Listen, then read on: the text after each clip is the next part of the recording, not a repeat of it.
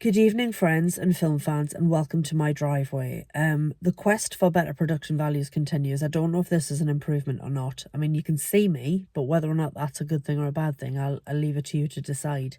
I've come to talk to you about a film that is in fact 40 years old, but that I have just been to see at the cinema.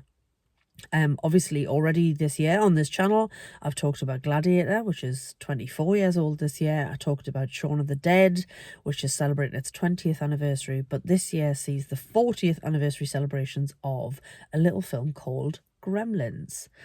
So this was unleashed on the world back in 1984. I doubt I would have seen it in 1984 because I would have been about 2 or 3 years old, but I definitely saw it when I was quite young, maybe about 5 or 6, 7 at a push. And I remember genuinely being absolutely traumatized by this film and challenging my dad years later as to why he'd let me watch it when it was in fact a 15 certificate. He was aghast and claimed he had no idea. But it was the 80s, it was a different time.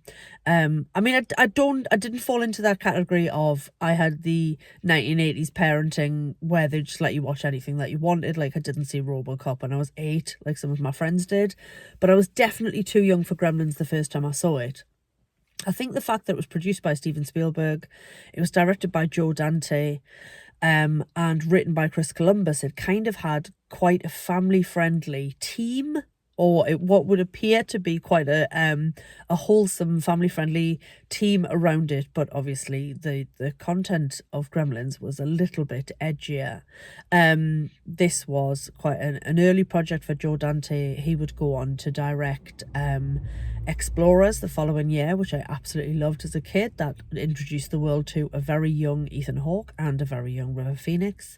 He would later direct Small Soldiers, which is a cracking film. He's got quite a lot of things under his belt, Joe Dante. So this was quite an early effort from him. Like I say, the screenplay was written by Chris Columbus, who years later would go on to direct the first 2 Harry Potter films. He also wrote the screenplay for The Goonies, which came out in 1985. So it's got like a really good 1980s pedigree.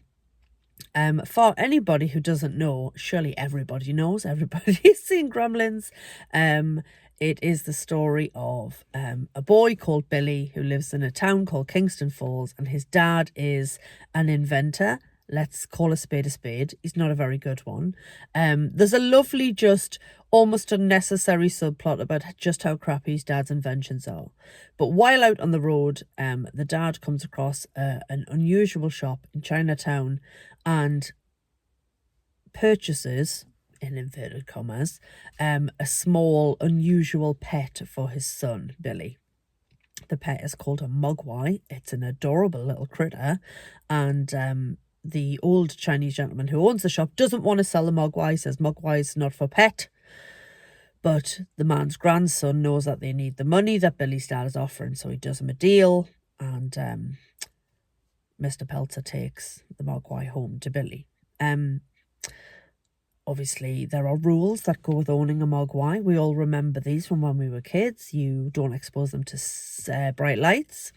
Daylight will kill them. You never get them wet. And you never feed them after midnight.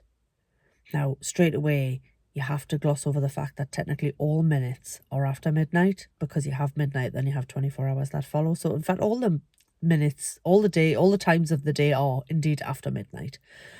But if you're going to buy into this, and you're going to buy into little critters becoming slightly bigger critters and running amok through a small town in America, then you'll just have to let the every minute is after midnight thing go. Of course, these rules get broken and havoc ensues. And that's basically Gremlins in a nutshell, or in a cocoon. And it was really interesting to revisit it. I've seen this film lots of times. I haven't seen it for a very long time, and I've never seen it in the cinema. So I'm really chuffed that I got that experience, because I'm a big fan of revisiting something, a classic film, on the big screen. It was great fun to watch it again, but I did have some takeaways, some observations that I've made as watching it as a 43-year-old woman in 2024 versus watching it as a 6-year-old kid in 1990.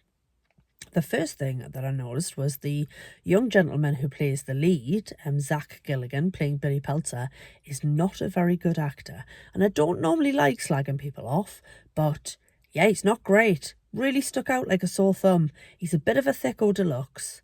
He doesn't really seem to grasp what's going on. And fair enough, it's quite a lot to get your head round, but there's a lot of wide-eyed, like, I just don't know what's going on here. And you're like, well, Billy, Bedlam, that's what's happening. Get a grip. Yeah, he wasn't very good. And the fact that he was playing opposite Phoebe Cates, who was quite a big actress in the 1980s, early 90s, she played opposite Rick Mayall in Drop Dead Fred. She was very good, which made Zach Gilligan's acting stand out a bit. So yeah, he wasn't great. Not enough to ruin the film, don't get me wrong. It also stars a very young Corey Feldman. Obviously, this was 1984. In 1985, Corey Feldman was in Goonies. In 86, he appeared in Stand By Me, my favourite film of all time. 1987, The Lost Boys came out. So this was the very beginning of a really strong run from Corey Feldman. And he is very good, and he's not in it very much, but he's got a wonderful 1980s kid mullet haircut, and he's very good in the scenes he's in. So yeah, it is basically quite straightforward in that it happens, then we get Mogwai, we get Wet Mogwai, we get Mini Mogwais, more Mogwai, Mean Mogwai, and then we get Gremlins.